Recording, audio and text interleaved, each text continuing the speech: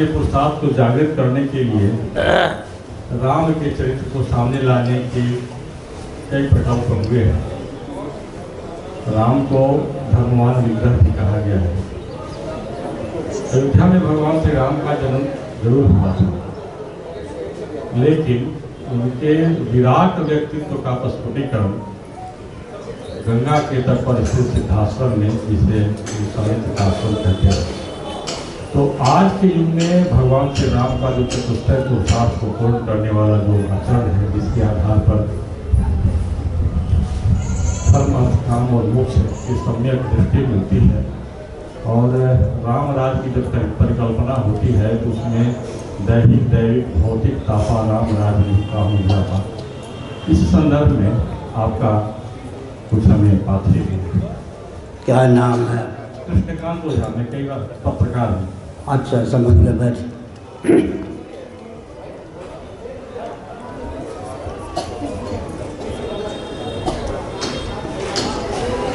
गाढ़ी नींद जिसको सुषुप्ति कहते हैं, उसमें किसी भी जीव को मृत्यु का भय प्राप्त नहीं होता।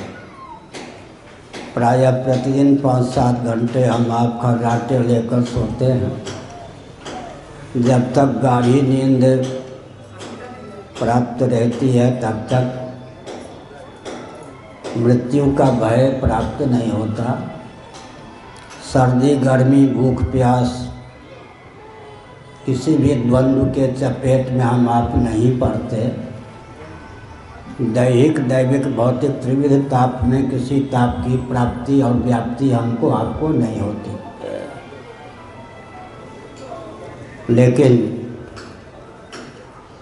जैसे बबूल का बीज चिकना होता है, चिक्कन, उसे हथेली पर ले लें, चिक्कन लगेगा। सूक्ष्म वीक्षण के द्वारा निहारने पर भी उसमें छिपे हुए तीक्ष्ण कांटे का दर्शन नहीं होगा।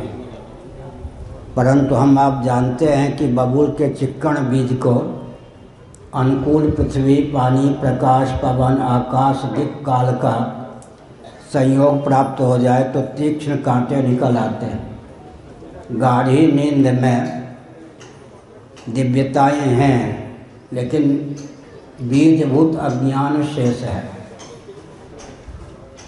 जब हम तत्वज्ञान के बल पर बीजभूत अज्ञान को भून डालते हैं तब हमारे जीवन में दिव्यता का संचार होता है। भगवान राम ने गाढ़ी नींद में और समाधि दशा में जो सिद्धियां जीव को प्राप्त होती हैं या हो सकती हैं, अपने शासन काल में आम जनता को भी सुलभ करवा दिया। दैहिक दैविक भौतिक तापा राम राज्य नहीं काहुई व्यापा। गाढ़ी नींद में लक्षण चरितार्थ है। न वहाँ त्रिविध तापों में किसी ताप की प्राप्ति है न व्याप्ति। राम जी जैसा राजा कौन हो सकता है? गाढ़ी नींद में सुलभ सिद्धि को जो व्यवहार में सबके जीवन में उतार दे। पहले अपने जीवन में उतारे, फिर अन्यों के जीवन में उतारे। अब मैं उदाहरण देता हूँ। किसी व्यक्ति की आयु 10 वर्ष पूर्ण हो चुकी है। कल्पना कीजिए 10 वर्षों तक उसे निर्विकल्प समाधि प्राप्त हो जाए, तो 10 वर्ष बाद भी उसकी आयु 10 वर्ष की ही बनी रहेगी, क्योंकि निर्विकल्प समाधि में वह दार्शनिकता, वैज्ञानिकता, व्यावहारिकता चरितार्थ है, आयु में वृद्धि नहीं होती। सनत कुमार, सुखदेव जी आदि मनीषियों ने समाधि की सिद्धि को अपने जीवन में व्यवहार दशा में भी उतार लिया है।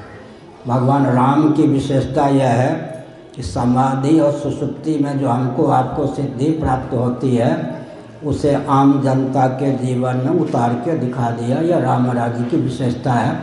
हर के बस की बात नहीं कि वह ऐसा शासन करे जहाँ दैहिक दैविक भौतिक ताप की प्राप्ति और व्याप्ति ना हो, या प्राप्ति होने पर भी व्याप्ति ना हो।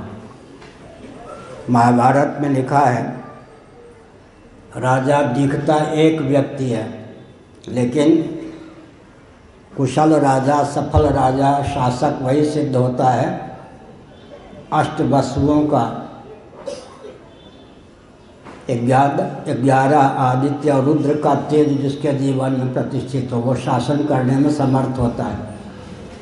व्यष्टि दिखने पर भी राजा अष्टवसुओं के तेज से संपन्न हो तो ठीक से शासन कर सकता है। भगवान राम के बारे में आपने स्वयं कहा, वाल्मीकि जी ने लिखा है, रामो विग्रहवान धर्मः स्वयं प्रभु सूर्यस्यापि भवेत् सूर्यः। भगवान राम परात्पर पुरुषोत्तम हैं, अपनी माया को वश में करके मर्यादा पुरुषोत्तम के रूप में अवतीर्ण होते हैं। मर्यादा शब्द धर्म का द्योतक है, पुरुषोत्तम शब्द ब्रह्म का द्योतक है। वेदों का तात्पर्य धर्म और ब्रह्म में सन्निहित है। समग्र वेदार्थ ही भगवान राम के रूप में प्रकट हुआ। श्री कृष्ण भगवान लीला पुरुषोत्तम थे, तो धर्म के अवतार के लिए फिर पृथक से आवश्यकता थी, तो युधिष्ठिर जी उत्पन्न हुए। वहाँ 2 रूपों में व्यक्त होना पड़ा, क्योंकि लीला पुरुषोत्तम ठहरे। छैल छबीले नटनागर रासलीला भी, वेणुवादन भी, थई थई नाच भी। तो वहाँ लीला पुरुषोत्तम ने क्या किया, मर्यादा का अंश विलुप्त ना हो इसलिए धर्मराज युधिष्ठिर के रूप में स्वयं को व्यक्त किया। यहाँ भगवान रामभद्र मर्यादा पुरुषोत्तम है। मर्यादा शब्द धर्म का द्योतक है, पुरुषोत्तम शब्द ब्रह्म का द्योतक है। समग्र वेदार्थ ही मर्यादा पुरुषोत्तम भगवान राम के रूप में अवतीर्ण हुआ। आगे